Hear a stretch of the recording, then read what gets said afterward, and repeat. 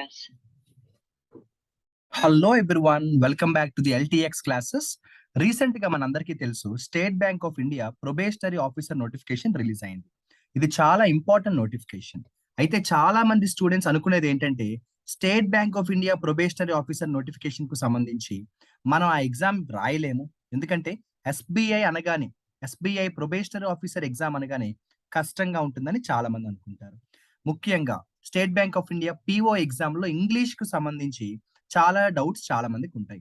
ఈ వీడియోలో మనం ఎస్బీఐ పిఓ నోటిఫికేషన్ కు సంబంధించి ఇంగ్లీష్ ఎలా ప్రిపేర్ అవ్వాలో మాట్లాడుకొని ఒక ముఖ్యమైన ఎక్సర్సైజ్ కూడా మనం ఈరోజు చేయబోతున్నాం. మీ అందరికీ తెలుసు, already state Bank of India notification probationary officer కి సంబంధించిన డేట్స్ కూడా మనకి ఆన్ లో ఉన్నాయమ్మా. మనకి సెప్టెంబర్ 22 నుంచి అక్టోబర్ 12 దాకా కూడా అప్లై చేసుకోవాల్సిన వారు చక్కగా అప్లై చేసుకోవచ్చు. అంతేకాకుండా మీకు ఫర్దర్ ఏ వివరాలు కావాలన్నా కూడా ఇక్కడ మీకు స్క్రీన్ మీద కనిపిస్తున్న డీటెయిల్స్ ని మీరు ఫాలో అవ్వచ్చు.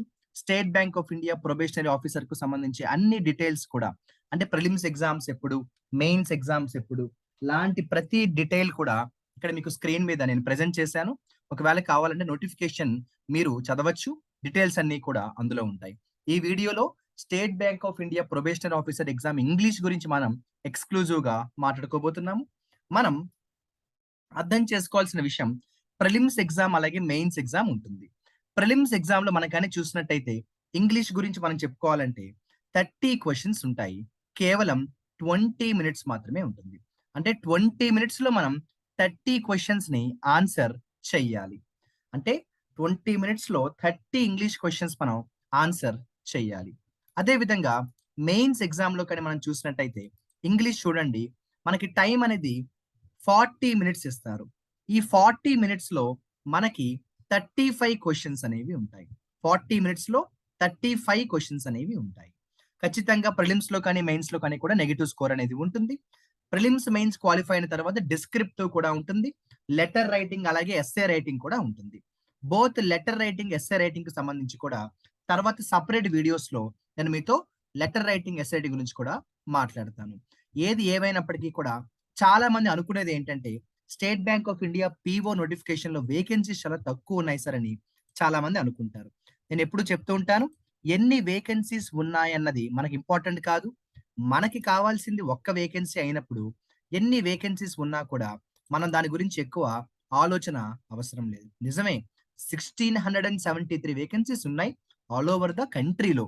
ఖచ్చితంగా భారీ వేకెన్సీస్ అయితే కాదు, కానీ state Bank of India probationary officer తో కెరియర్ స్టార్ట్ చేస్తే ఖచ్చితంగా మన కెరియర్ అనేది సక్సెస్ఫుల్ గా ఉంటుందని మనందరం కూడా అర్థం చేసుకోవచ్చు.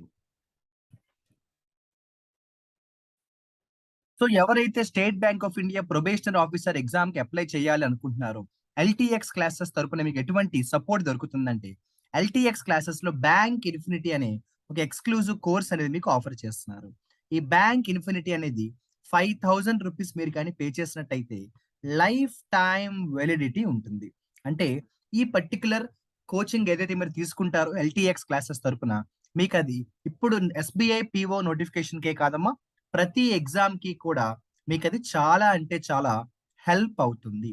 ఒకవేళ మీకు ఇంకా ఏమైనా డౌట్స్ ఉంటే, ఇంకా ఏమైనా కోర్సెస్ గురించి వివరాలు కావాలంటే 7893899553 నెంబర్ కి మీరు కాల్ చేయండి.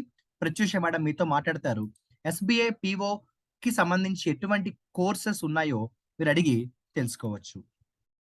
ఇక మనందరం కూడా అర్థం చేసుకోవాలి, ఎస్బీఐ పిఓలో ఇంగ్లీష్ గురించి మనం ప్రత్యేకంగా మాట్లాడుకోవాలంటే ఖచ్చితంగా ఇంగ్లీష్ పై మనం మొదటి రోజు నుంచి ఎక్స్ట్రా ప్రాక్టీస్, ఎక్స్ట్రా గైడెన్స్ అనేది అవసరం, అందులో డౌటే లేదు.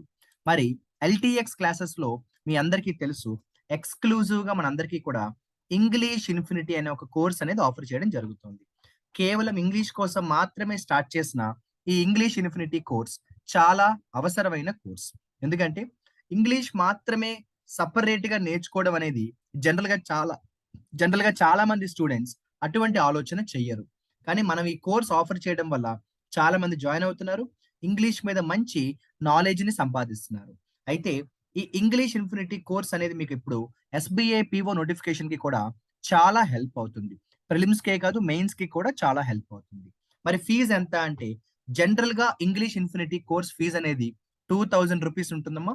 కానీ ప్రస్తుతం డిస్కౌంట్‌లో 50% డిస్కౌంట్ ఇస్తున్నారు. అంటే ₹1000కి మాత్రమే ఆఫర్ చేస్తున్నారు ఈ ఇంగ్లీష్ ఇన్ఫినిటీ అనే కోర్స్. ఈ ఆఫర్ అనేది కేవలం మీకు ఈ మంత్ ఎండ్ దాకా మాత్రమే ఉంది. అంటే ఇంకొక 3 డేస్ వరకు మాత్రమే మనకి ఆఫర్ అనేది ఉంటుందమ్మా. అక్టోబర్ 1 నుంచి కూడా ఈ ఫీజ్ అనేది మళ్ళీ ₹2000గా పెరగబోతోంది. కాబట్టి ఎస్‌బీఐ పీఓ ఎగ్జామ్‌లో ఇంగ్లీష్ కూడా బాగా స్కోర్ చేయాలి అనుకునేవారు. నాకు ఇంగ్లీష్ అంత సరిగ్గా రాదు అని ఎవరైతే అనుకుంటున్నారో, మీకు ఖచ్చితంగా ఈ ఇంగ్లీష్ ఇన్ఫినిటీ కోర్స్ అనేది చాలా అంటే చాలా హెల్ప్ అవుతుందమ్మా. మీరు ఆలస్యం చేయకుండా చక్కగా ఈ ఇంగ్లీష్ ఇన్ఫినిటీ కోర్స్‌లో మీరు జాయిన్ అవ్వండి. ఈ కోర్స్ ఎలా పర్చేజ్ చేయాలి అన్న డౌట్ ఉంటే ఇందాక చెప్పిన కాంటాక్ట్ నంబర్ 7893899553 నంబర్‌కి కాల్ చేయండి. ప్రత్యూష మేడం మీతో మాట్లాడతారు. ఏ డౌట్స్ ఉన్నా కూడా చక్కగా అడిగి తెలుసుకొని వివరాలన్నీ కూడా తీసుకోండి. ఇంగ్లీష్ ఇన్ఫినిటీ అనే కోర్స్‌ని ఇప్పుడే పర్చేస్ చేయండి. ఎస్‌బీఐ పీఓ నోటిఫికేషన్‌కి ఇంగ్లీష్ అనేది ఖచ్చితంగా ఒక ఇంపార్టెంట్ సబ్జెక్ట్ అని చెప్పడంలో ఎటువంటి సందేహము లేదు. ఈ ఇంగ్లీష్ ఇన్ఫినిటీ కోర్స్‌లో మీకు ఎస్‌బీఐ పీఓ ఎగ్జామ్‌కి కావాల్సిన ప్రతి సబ్జెక్టు కూడా, ప్రతి టాపిక్ కూడా చాలా క్లియర్‌గా ఉంటుంది. మీరది కోర్స్ తీసుకున్న తర్వాత మీకు అందులో చాలా వీడియోస్ కనిపిస్తాయి. ప్రతి వీడియోలో కూడా కంటెంట్ అనేది అటు ప్రిలిమ్స్ లెవెల్‌లో, మెయిన్స్ లెవెల్‌లో కూడా అర్థమయ్యేలాగా ఎక్స్‌ప్లెయిన్ చేసి రికార్డ్ చేయడం జరిగింది. ఇక లేట్ చేయకుండా ఇంగ్లీష్ ఇన్ఫినిటీ కోర్స్‌ని తీసుకోండి. ఈ 3 డేస్‌లో తీసుకుంటే మాత్రమే ₹1000కి ఆఫర్ చేస్తున్నారు. ఇక పీఓ ఎగ్జామ్‌లో ముఖ్యంగా ఫ్రేజ్ రిప్లేస్‌మెంట్ అనే ఒక కంపల్సరీ సెక్షన్ అనేది కంపల్సరీగా ఉంటుంది. అంటే కొన్ని సెక్షన్స్ ఉండొచ్చు, ఉండకపోవచ్చు. కానీ కొన్ని సెక్షన్స్ అలా కాదమ్మా. కంపల్సరీగా ఖచ్చితంగా ఉండే సెక్షన్స్‌లో ఫ్రేజ్ రిప్లేస్‌మెంట్ ఒకటి. ఫ్రేజ్ రిప్లేస్‌మెంట్ అంటే ఏంటంటే వాళ్ళొక సెంటెన్స్ ఇస్తారు. అందులో ఒక పార్ట్ ఆఫ్ ద సెంటెన్స్‌ని వాళ్ళు అండర్‌లైన్ చేస్తారు. దాన్ని అవసరమైతే ఇంప్రూవ్ చేయమని అడుగుతారు. అలా మనం దాన్ని ఇంప్రూవ్ చేయడాన్ని ఏమంటామంటే ఫ్రేజ్ రిప్లేస్‌మెంట్ అన్న పేరుతో దాన్ని మనం పిలుస్తాము. ఈ వీడియోలో మనం కొన్ని ముఖ్యమైన క్వెషన్స్‌ని డిస్కస్ చేద్దాము. సో, వాళ్ళు ఇచ్చే సెంటెన్స్‌లో అండర్‌లైన్డ్ పోర్షన్‌ని అవసరమైతే ఇంప్రూవ్ చేయమని వాళ్ళు అడుగుతారనమాట. సో, నా రిక్వెస్ట్ ఏంటంటే వీడియో చూస్తున్న యాస్పిరెంట్స్ అందరూ కూడా మీరు ఏ క్వెషన్ ఇప్పుడు మీకు స్క్రీన్ ముందు కనిపిస్తున్నా కూడా వీడియో ఒక్కసారి మీరు పాజ్ చేసుకోండి. అండర్‌లైన్ చేసిన పార్ట్‌ని ఇంప్రూవ్ చేయాలి అనుకుంటే చక్కగా దాన్ని మీరు ఇంప్రూవ్ చేయండి. Pause the video now and try to find the right option. Right. మీరు ఆన్సర్ ట్రై చేశారని అనుకుంటున్నాను. నేనిప్పుడు మరి దీని ఆన్సర్ చెప్తాను. మరి మనం ఆన్సర్ ఎలా ఎక్స్‌ప్లెయిన్ చేయబోతున్నామంటే మీ అందరికీ తెలుసు. State Bank of India PO ఎగ్జామ్‌లో మనకి సబ్జెక్ట్ నాలెడ్జ్ ఎంత ఉన్నా కూడా టైమ్ మేనేజ్‌మెంట్ అనేది బాగా తెలియాలి కదా! టైమ్ మేనేజ్‌మెంట్ అనేది బాగా రావాలి. అంటే మనం లెంథీ ప్రాసెస్ ఫాలో అయితే ఇచ్చిన క్వెషన్ ఆన్సర్ చేయడానికి టైమ్ అనేది మనకి సరిపోదు. తక్కువ టైమ్‌లో మన ఆన్సర్‌ని ఫైండ్ ఔట్ చేయాలి. ఎలా? షార్ట్‌కట్‌లో చూడాలి. క్వెషన్ పూర్తిగా చదవకుండా వాడు అండర్‌లైన్ చేసిన పోర్షన్‌లో మీరు ఫోకస్ పెట్టండి. ఫస్ట్ ఆఫ్ ఆల్ ఇక్కడ ఏమన్నారు చూడండి. ఈ ఏరియా మాత్రమే ఫోకస్ పెట్టండి. ఈ ఏరియా ఏమన్నారు చెప్పండి? యాన్ డాష్ ఆర్ట్ అన్నారు. వాళ్ళు ఏదైతే అండర్‌లైన్ చేసారో అక్కడ ఏమీ లేదు అనుకోండి. డాష్ ఉందనుకోండి. ఇప్పుడు చెప్పండి ఆర్ట్ అనేది ఏంటంటే నౌన్. మరి ఆర్ట్ గురించి చెప్పే వర్డ్‌ని ఏమంటామంటే యాడ్జెక్టివ్ అంటాము. అంటే మన ఆన్సర్‌లో యాడ్జెక్టివ్ ఉండాలి. ఇది యాడ్జెక్టివ్ కాదు, ఇది యాడ్జెక్టివ్ కాదు, ఇది యాడ్జెక్టివ్ కాదు, ఇది కూడా యాడ్జెక్టివ్ కాదు. ఇదొక్కటే యాడ్జెక్టివ్. ఆన్సర్ అయితే వచ్చేసింది. సరే ఇంత ఫాస్ట్‌గా మనం ఎలా చేయగలగాలంటే ఏమి లేదమ్మా షార్ట్ కట్స్ వాడాలి. ఇచ్చిన క్వెషన్ స్టడీ చేయండి. అక్కడ బ్లాంక్‌లో యాడ్జెక్టివ్ ఉండాలి అన్న విషయం మనందరికీ అర్థమైంది. కాబట్టి యాడ్జెక్టివ్ వచ్చింది. ఇప్పుడు కావాలంటే మీరు మళ్ళీ ఒకసారి ప్రశాంతంగా క్వెషన్‌ని స్టడీ చేయండి. వాళ్ళేమన్నారో గమనించండి. వాళ్ళేమన్నారు? "A student was arrested for displaying an indecent art work" అంటాము. నిజం చెప్పాలంటే అసలు అన్‌డీసెంట్‌లీ అనే పదం లేదమ్మా. ఓకేనా? సో, ఇక ఈ 2 కూడా ఏంటంటే ఇండీసెంట్‌లీ అనేవి యాడ్ వర్బ్‌లు. మనకి యాడ్ వర్బ్ ఉండకూడదు. యాడ్జెక్టివ్ ఉండాలి. ఇది ఏ మోడల్ అంటే మీకు అర్థం అవ్వాలంటే చూడండి. నేనేమన్నానంటే he is a dash boy అన్నాను. ఏమన్నాను? He is a dash boy అన్నాను. ఆప్షన్స్ ఇచ్చాను. He is a brave boy. He is a bravely boy. మీరే చెప్పండి ఆన్సర్ ఏమవుతుంది? ఖచ్చితంగా he is a brave boy అవుతుంది. ఎందుకంటే బాయ్ అనేది మనకిక్కడ ఎప్పుడైతే నౌన్ అయిందో బ్రేవ్ అనేది మనకి యాడ్జెక్టివ్ అవ్వాలి. కాబట్టి ఆన్సర్ ఇదే అవుతుంది. ఇదే మోడల్‌ని నేను, ఇదే లాజిక్‌ని నేను ఇక్కడ అప్లై చేశాను. I hope you also got the right answer. Second question కూడా ఒకసారి ట్రై చేయండి. వీడియో పాజ్ చేసుకొని ట్రై చేయండి. రైట్. మీరు ఆన్సర్ ట్రై చేశారని అనుకుంటున్నాను. ఒకసారి మనం కానీ సెంటెన్స్ చదివితే వాళ్ళు ఏమన్నారు మీనింగ్ ఆఫ్ ద సెంటెన్స్ చూడండి. అంటే కొన్ని సార్లు మనం సెంటెన్స్ చదవకపోయినా ఆన్సర్ దొరికేస్తుంది. కొన్నిసార్లు సెంటెన్స్ యొక్క మీనింగ్ బట్టి ఆన్సర్‌ని మనం డిసైడ్ చేసుకోక తప్పదు. వాళ్ళు ఏమన్నారో చూడండి. హి did not like me smoking in the presence of our teacher. So, అతనికి నేను స్మోక్ చేయడం నచ్చలేదన్నారు. మిమ్మల్ని నేను ఒక క్వెషన్ అడుగుతాను. అతనికి నేను నచ్చలేదన్నానా? అతనికి నేను స్మోక్ చేయడం నచ్చలేదన్నానా? జాగ్రత్తగా ఆలోచించి చెప్పండి. అతనికి నేను నచ్చలేదు అన్నానా? నేను స్మోక్ చేయడం నచ్చలేదా? నేను స్మోక్ చేయడం నచ్చలేదు.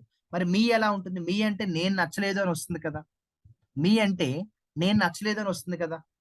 అతనికి నేను నచ్చలేదు అని కాదు. నేను స్మోక్ చేయడం నచ్చలేదు.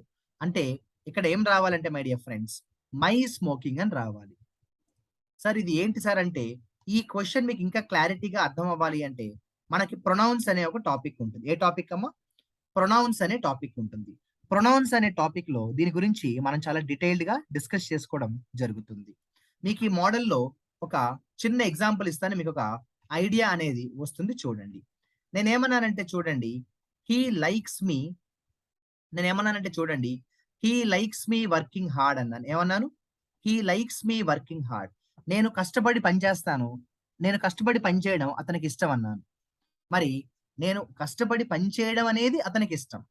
నేనిష్టమని చెప్పట్లేదు. నేను కష్టపడి పని చేయడం అనేది అతనికిష్టం. అంటే ఇక్కడ మై వర్కింగ్ హార్డ్ అని రావాలి. హి లైక్స్ మై వర్కింగ్ హార్డ్ అని రావాలి. ఏం రావాలండి? హి లైక్స్ మై వర్కింగ్ హార్డ్ అని రావాలి. హి లైక్స్ మీ వర్కింగ్ హార్డ్ కాదు. హి లైక్స్ మై వర్కింగ్ హార్డ్ అని రావాలి. మనం గాని తీసుకున్నట్టయితే థర్డ్ క్వెషన్ కూడా ఒకసారి మీరు వీడియో పాజ్ చేసుకొని రైట్ ఆన్సర్‌ని ఫైండ్ ఔట్ చేయడానికి ట్రై చేయండి. క్వెషన్‌లో వాళ్ళు ఏమన్నారో చూద్దాం. The government has granted permission to prosecute the public servant. The government has granted permission to prosecute the public servant. Public servant ఎవరో ఉన్నారు. అతను ఏదో ఒక ప్రాబ్లమ్‌లో ఇరుక్కున్నాడు. ఏదో కేస్‌లో ఇరుక్కున్నాడు. అతన్ని ప్రాసిక్యూట్ చేయడానికి గవర్నమెంట్ పర్మిషన్ ఇచ్చిందన్నాడు. ఇప్పుడు మనం గాని స్టెప్ బై స్టెప్ అనాలిసిస్ చేద్దాము. ఫస్ట్ ఆఫ్ ఆల్ గవర్నమెంట్ అనేది సింగులర్. గవర్నమెంట్ సింగులర్ కాబట్టి హాస్ అనేది కరెక్ట్‌గా యూజ్ చేసాం. హాస్ వచ్చింది కాబట్టి హాస్ తర్వాత వెర్బ్ ఎప్పుడు కూడా బి3 రావాలి. ఇక్కడ గ్రాంటెడ్ కూడా బి3 సరిపోయింది. So, government has granted permission అక్కడ వరకు సరిపోయింది. టు ప్రాసిక్యూట్ ఎప్పుడైనా కూడా మనందరికీ తెలుసు టు తర్వాత వెర్బ్ ఎప్పుడు కూడా ఫస్ట్ ఫార్మ్ లోనే వస్తుంది. ఇక్కడ టు ఉంది కాబట్టి టు తర్వాత వెర్బ్ కూడా ఫస్ట్ ఫార్మ్ లోనే ఉంది. ఏ రకంగా చూసిన సెంటెన్స్ అద్భుతంగా ఉంది. మనం దీన్ని ఎందుకు డిస్టర్బ్ చేయడము no correction required.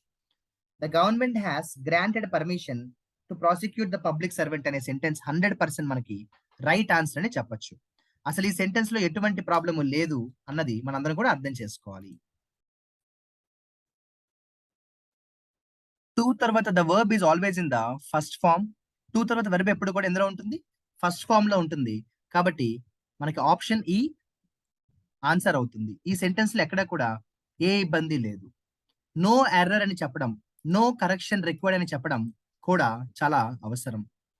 Fourth question చూద్దాము. మీరు కూడా ఒకసారి వీడియో పాజ్ చేసుకొని ఆన్సర్ ని ఫైండ్ ఔట్ చేయడానికి ట్రై చేయండి.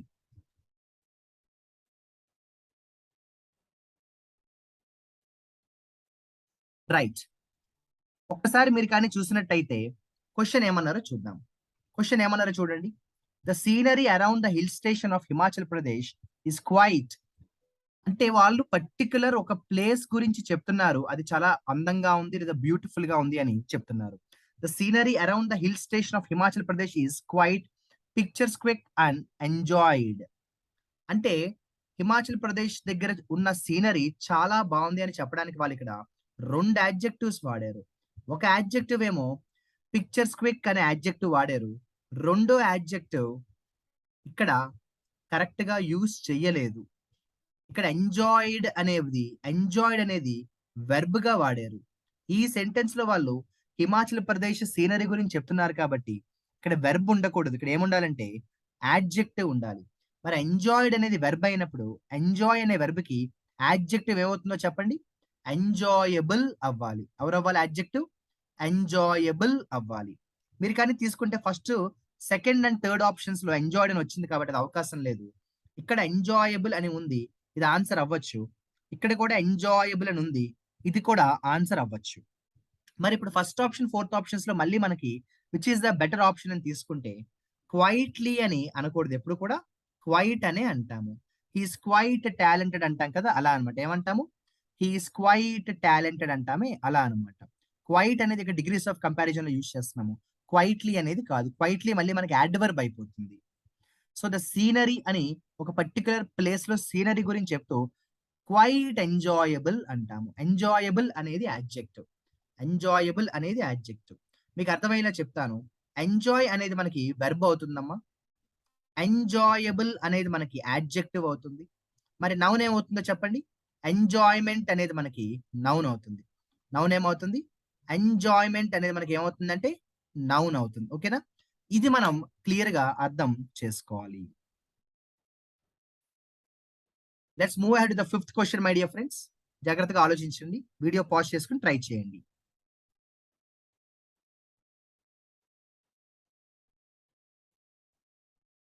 రైట్. మీకు ఆన్సర్ వచ్చిందని అనుకుంటున్నాను. ఒకసారి చూడండి ఆన్సర్ ఏమన్నారు? క్వెషన్ ఏమన్నారు? Within 3 years he demonstrated A dramatic improved business performance. మీ అందరికీ కూడా ఒక మీనింగ్ అర్థమైపోయింది. జస్ట్ 3 ఇయర్స్‌లోనే అతను బిజినెస్ పెర్ఫార్మన్స్ చాలా బాగా చేశాడని చెప్తున్నాము. First of all business performance ఇదంతా కూడా ఒక నౌన్. ఎటువంటి బిజినెస్ పెర్ఫార్మన్స్? చాలా బాగా ఇంప్రూవ్ అయిన బిజినెస్ పెర్ఫార్మన్స్. అంటే క్వెషన్ నంబర్ 5 కూడా మనకి క్వెషన్ నంబర్ 5 కూడా మనకి పార్ట్స్ ఆఫ్ స్పీచ్ మీద బేస్ అయ్యి ఉంది. అవునా? So, dramatic improved. డ్రమాటికల్ ఇక్కడ ఏమన్నారు? డ్రమాటిక్ ఇంప్రూవ్డ్ అన్నారు. సెకండ్ ఆప్షన్‌లో ఏమన్నారు? డ్రమాటికల్లీ ఇంప్రూవ్డ్ అన్నారు. థర్డ్ ఆప్షన్‌లో డ్రమాటికల్లీ ఇంప్రూవ్డ్ అన్నారు. ఇక్కడ డ్రమాటిక్ ఇంప్రూవ్‌మెంట్ అన్నారు. ఇలా రకరకాలుగా ఇచ్చారు. అంటే కేవలం పార్ట్స్ ఆఫ్ స్పీచే కాదు. ఇక్కడ ఆర్టికల్స్ కూడా మార్చారు. ఇక్కడ ద ఇచ్చారు. ఇక్కడ ఇచ్చారు. ఇక్కడ మనం చాలా జాగ్రత్తగా అర్థం చేసుకోవాలి. వితిన్ 3 ఇయర్స్, జస్ట్ 3 ఇయర్స్‌లో హి డెమాన్‌స్ట్రేటెడ్ అతను ఎటువంటి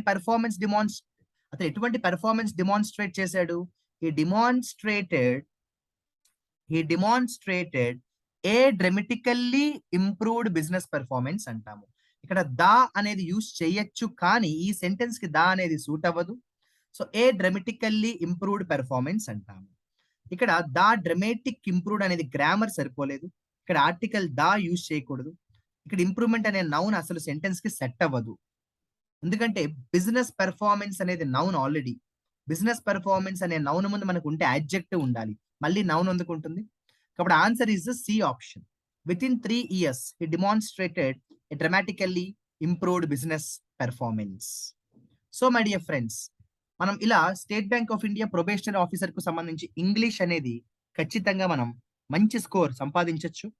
దానికి సంబంధించి మనం ఈ వీడియోలో ఫ్రేజ్ రిప్లేస్‌మెంట్ అనే పేరుతో ఒక ఎక్సర్‌సైజ్‌ని చేశాము.